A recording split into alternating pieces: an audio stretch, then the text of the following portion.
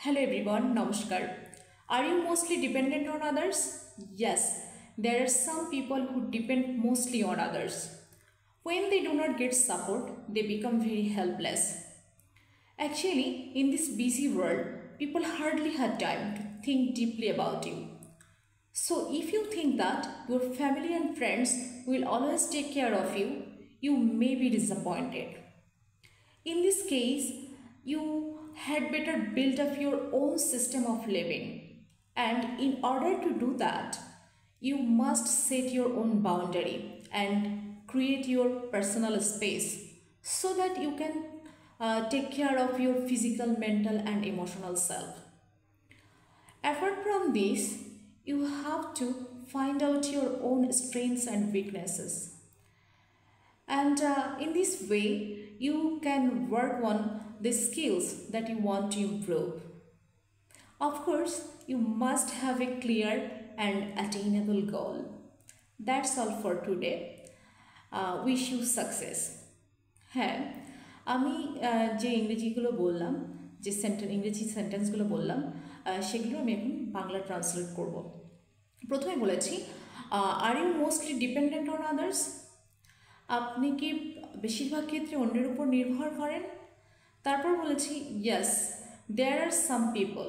হ্যাঁ, এরকম কিছু মানুষ রয়েছে who mostly depend on others, যারা অন্যের উপর ডিপেন্ড করে। তারপরের কথাটা ছিল যে when they do not get support they become helpless. যখন তারা সাপোর্টটা পায় না, তারা খুব অসহায় হয়ে পড়ে। তারপরে আমি বলেছি যে actually in this busy world, মূলত এই ব্যস্ত পৃথিবীতে people hardly have time to think about you. মানুষের কাছে খুব কম সময়ই রয়েছে যে আপনাকে নিয়ে গভীরভাবে চিন্তা করবে, এরকম কিছু। তারপরে ছিল যে ইফ ইউ থিঙ্ক দ্যাট, যদি আপনি চিন্তা করেন যে your family and friends will always take care of you, আপনার বন্ধুরা এবং পরিবার সবসময় আপনাকে যত্ন করবে, তাহলে ইউ মে বি ডিসঅ্যাপয়েন্টেড, আপনি কিন্তু হতাশও হতে পারেন। তারপরে কথাগুলো এরকম ছিল যে ইন দিস কেস, যদি পরিস্থিতি এরকম হয়, you had better build up your own system of living. আপনার অবশ্যই আপনার নিজস্ব একটা জীবনযাত্রার ধরন তৈরি করা উচিত। তারপর তাহলে সেই জীবনযাত্রার ধরনটা তৈরি করতে গেলে কি করতে হবে? তো in order to do that, মানে সেটা করার জন্য you must set up your own boundary. অবশ্যই আপনাকে একটা বাউন্ডারি তৈরি করতে হবে যে কে কতটুকু আপনার পার্সোনাল স্পেসে ঢুকতে পারবে।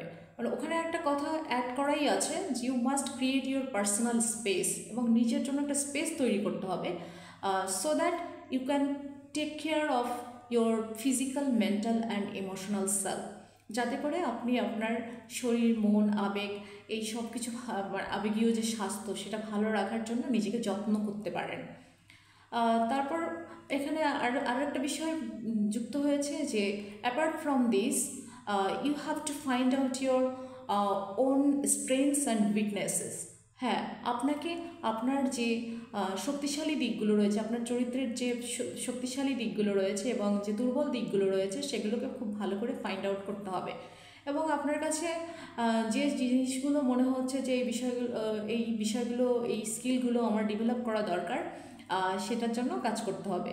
এখন you have to work on the skills that you want to improve. এটার ইংরেজি ছিল এরকম।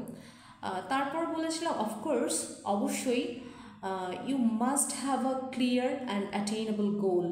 হ্যাঁ, আপনার কাছে একটা ক্লিয়ার, খুবই স্পষ্ট এবং অ্যাটেইনেবল, মানে হচ্ছে যেটা অর্জন করা সম্ভব, এরকম একটা লক্ষ্য থাকতে হবে। এক বা একাধিক লক্ষ্যও থাকতে পারে, so that you can get your dream life.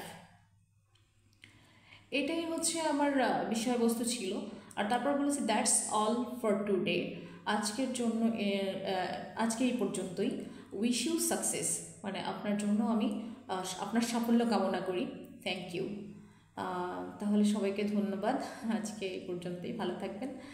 পরের দিন অন্য কোনো টপিক নিয়ে আবার চলে আসবো আপনাদের সামনে।